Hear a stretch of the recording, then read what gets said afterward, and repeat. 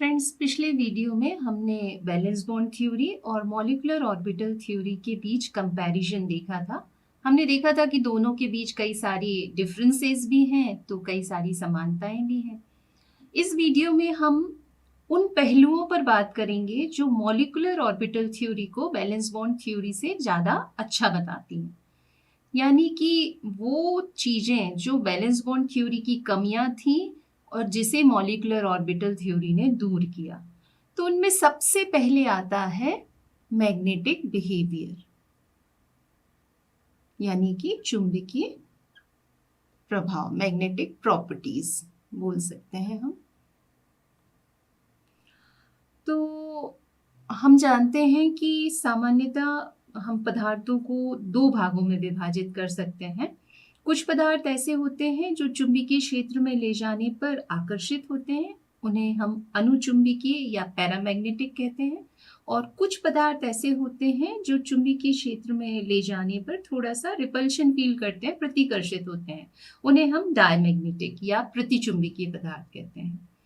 तो जब मॉलिक्यूल्स का हम इलेक्ट्रॉनिक कॉन्फ़िगरेशन देखते हैं तो यदि उनमें सारे इलेक्ट्रॉन्स पेयर्ड हैं तो ये पाया जाता है कि वो डायमैग्नेटिक होते हैं। यानी कि यदि सारे इलेक्ट्रॉन्स किस फॉर्म में हैं, पेयर्ड इलेक्ट्रॉन्स हैं, तो हम कहते हैं कि हमारा मॉलिक्यूल या वो पदार्थ कैसा होगा, डायमैग्नेटिक,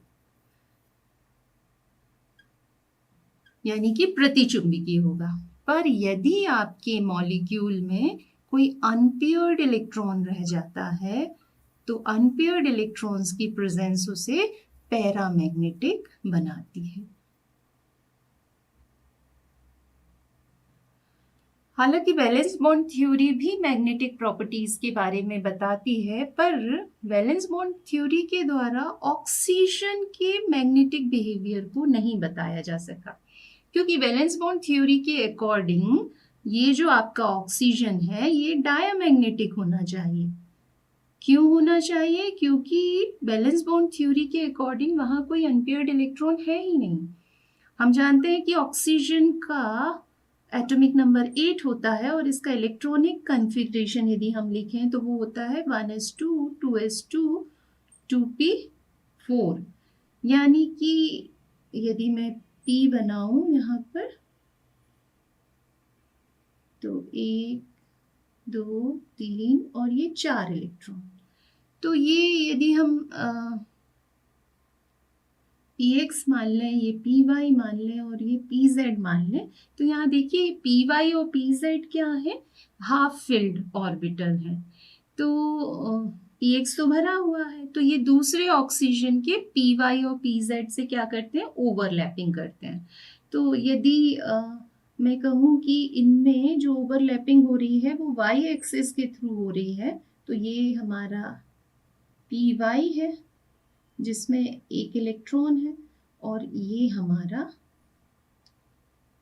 मैं इसको यहां से हटा देती हूँ, ये हमारा pz हो गया। ये py है और ये pz है, इसमें भी एक इलेक्ट्रॉन है और py में भी एक इलेक्ट्रॉन है। ऐसे ही दूसरा ऑक्सीजन होगा, तो यहाँ पर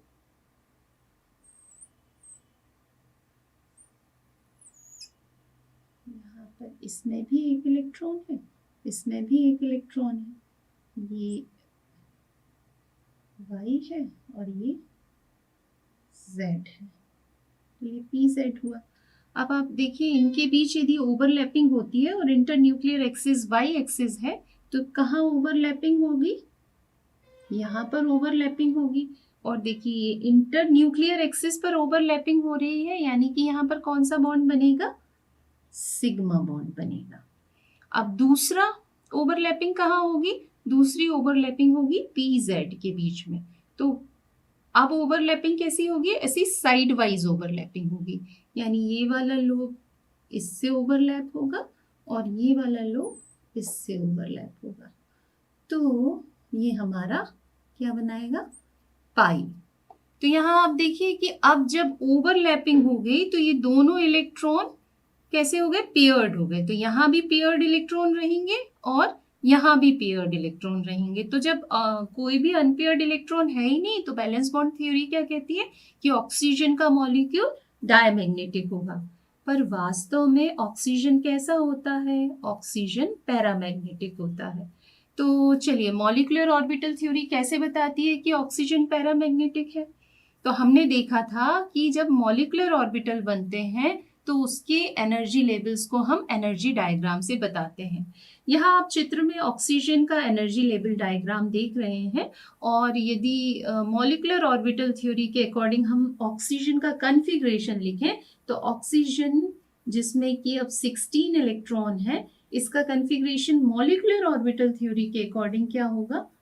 sigma 1s2, sigma star 1s2, sigma 2s2, sigma star 2s2, फिर सिग्मा के बाद क्या आएगा?